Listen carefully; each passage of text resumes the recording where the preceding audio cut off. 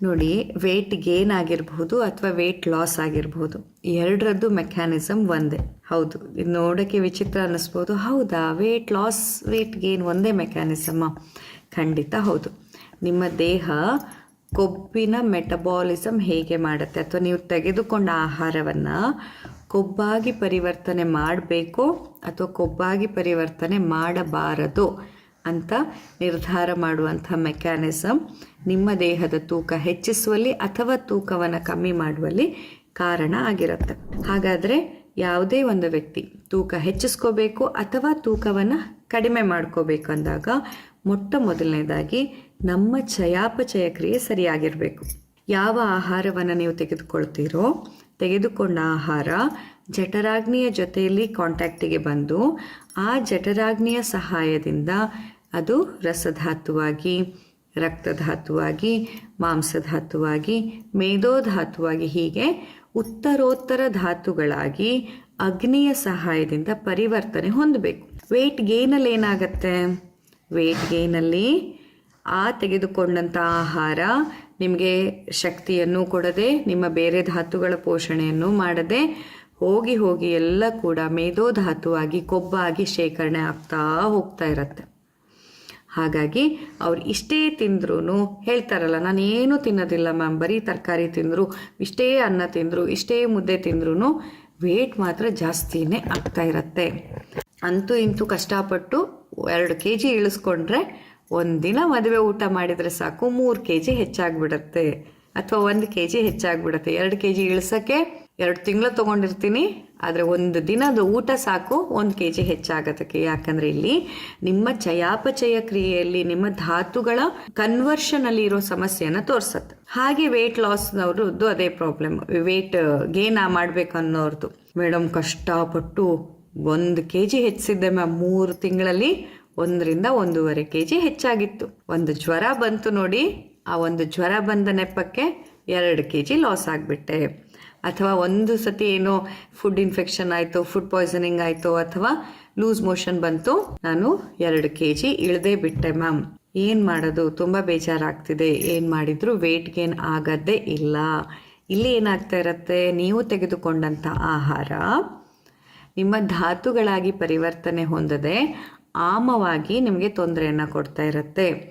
ಹಾಗಾಗಿಯೇ ನೀವು ಎಷ್ಟು ತಿಂದರೂ, ಎಷ್ಟು ತಿಂತೀನಿ ಮೇಡಮ್, ನಾನು ದಪ್ಪ ಆಗಬೇಕಂತ ಏನೇನೆಲ್ಲ ಮಾಡಿದೆ, ಆದರೂ ದಪ್ಪ ಆಗ್ತಾ ಇಲ್ಲ. ಬಿಕಾಸ್ ನಿಮ್ಮ ದೇಹ ನೀವು ತೆಗೆದುಕೊಂಡ ಆಹಾರವನ್ನು ಕೊಬ್ಬಾಗಿ ಪರಿವರ್ತನೆ ಮಾಡೋದ್ರಲ್ಲಿ ವಿಫಲವಾಗ್ತಾ ಇದೆ.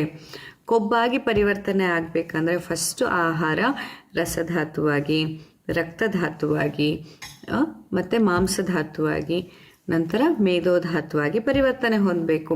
ಸೊ ಅದಕ್ಕೆ ನಾನು ಹೇಳ್ತೀನಿ, ದಯವಿಟ್ಟು ವ್ಯಾಯಾಮ ಮಾಡಿ. ವೆಯ್ಟ್ ಗೇನ್ ಆಗಬೇಕಾ? ಅವಾಗ ಅಯ್ಯೋ ಹೌದಾ ಮ್ಯಾಮ್, ಮೊದಲೇ ಇಷ್ಟು ವೀಕ್ ಇದ್ದೀನಿ, ಈಗ ಮತ್ತೆ ತೂಕ ಕಮ್ಮಿ ಆಗೋಗಲ್ವಾ, ನಾನು ವ್ಯಾಯಾಮ ಮಾಡಿದರೆ ಇನ್ನೂ ತೂಕ ಕಮ್ಮಿ ಆಗೋಗಲ್ವಾ ಅಂತ ಕೇಳ್ತಾರೆ. ಹಾಗಲ್ಲ, ಅದು ನಿಮ್ಮ ಮಾಂಸಧಾತುವಿಗೆ ಪೋಷಣೆ ಬೇಕು. ನಿಮ್ಮ ಮಸಲ್ ಟಿಶ್ಯೂಗಳು ಸ್ಟ್ರಾಂಗ್ ಆಗಬೇಕು. ನಿಮ್ಮ ಮಸಲ್ ಟಿಶ್ಯೂ ಚೆನ್ನಾಗಿ ಸ್ಟ್ರಾಂಗ್ ಆದಾಗ ಆ ಮಸಲ್ ಟಿಶ್ಯೂ ಕೊಬ್ಬನ್ನು ಶೇಖರಣೆ ಮಾಡೋದ್ರಲ್ಲಿ ನಿಮಗೆ ಸಹಾಯ ಮಾಡುತ್ತೆ. ಅದೇ ನಿಮ್ಮ ಮಸಲ್ಸೇ ಸ್ಟ್ರಾಂಗ್ ಇಲ್ಲ ಅಂತಂದರೆ ನೀವು ವೆಯ್ಟನ್ನು ಗೇನ್ ಮಾಡಲಿಕ್ಕೆ ಸಾಧ್ಯ ಆಗೋದಿಲ್ಲ. ವೆಯ್ಟನ್ನು ಗೇನ್ ಮಾಡಿನೂ ಉಪಯೋಗ ಇಲ್ಲ. ಬರೀ ಈಗ ಕೆಲವರು ಇದ್ದಾರೆ, ಸಿಹಿ ತಿಂಡಿ ತಿಂದು ತಿಂದು ತಿಂದು, ಪಾಯಸ ತಿಂದು ತಿಂದು ತಿಂದು ದಪ್ಪ ಆಗಬೇಕನ್ನುವಂಥ ಆ್ಯಂಕ್ಷಿಯಸ್ ಆಗಿ. ಆದರೆ ಅದು ಕೇವಲ ಕೊಬ್ಬನ್ನು ನಿಮ್ಮಲ್ಲಿ ಶೇಖರಣೆ ಮಾಡಿ ಅನಾರೋಗ್ಯಕ್ಕೆ ಕಾರಣ ಆಗುತ್ತೆ ಹೊರತು ಹೆಲ್ದಿ ವೆಯ್ಟ್ ಗೇನ್ ಆಗೋದಿಲ್ಲ. ಅದ್ರ ಬದಲು ಒಳ್ಳೆ ಸಾತ್ವಿಕ ಆಹಾರವನ್ನು ತಿನ್ನಿ, ಸ್ಟ್ರೆಸ್ ಮ್ಯಾನೇಜ್ಮೆಂಟನ್ನು ಮಾಡ್ಕೊಳ್ಳಿ, ಪ್ರತಿನಿತ್ಯ ವ್ಯಾಯಾಮ ಮಾಡಿ, ಚೆನ್ನಾಗಿ ನಿಮ್ಮ ಮಾಂಸಖಂಡಗಳಿಗೆ ತರಬೇತಿಯನ್ನು ಕೊಡ್ತಾ ಬನ್ನಿ. ಆಗ ಮಾಂಸಖಂಡಗಳು ಹಾಗೂ ಮೂಳೆ, ಅಸ್ಥಿಧಾತು ಇವುಗಳಿಂದ ನಿಮ್ಮ ತೂಕ ಜಾಸ್ತಿ ಆದರೆ ಅದು ಹೆಲ್ದಿ ವೇಯಲ್ಲಿ ವೆಯ್ಟ್ ಗೇನ್ ಆಗಿರುತ್ತೆ ಮತ್ತು ಸಸ್ಟೈನೇಬಲ್ ಆಗಿರುತ್ತೆ. ಮತ್ತು ಒಂದಿನ ಲೂಸ್ ಮೋಷನ್ ಆಯಿತು, ಒಂದಿನ ಜ್ವರ ಬಂತು ಅಂತ ಸರ್ರಂತ ಆ ತೂಕ ಇಳಿದು ಹೋಗೋದಿಲ್ಲ. ಸೊ ತೂಕ ಹೆಚ್ಚಾದವರು ವ್ಯಾಯಾಮ ಮಾಡಬೇಕು ತೂಕ ಇಳಿಸ್ಕೊಳ್ಳೋದಕ್ಕೆ.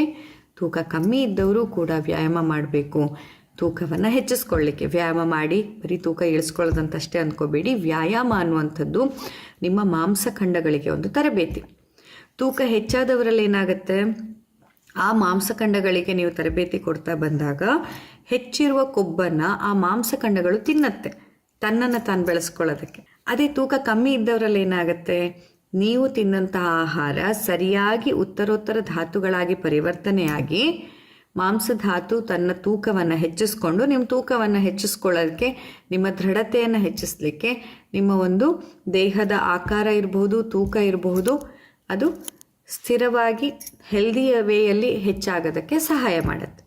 ಹಾಗಾಗಿ ವೆಯ್ಟ್ ಗೇನ್ ಆಗಬೇಕು ಅಂದರೆ ಈ ಮೆಕ್ಯಾನಿಸಮನ್ನು ಅರ್ಥ ಮಾಡ್ಕೊಳ್ಳಿ.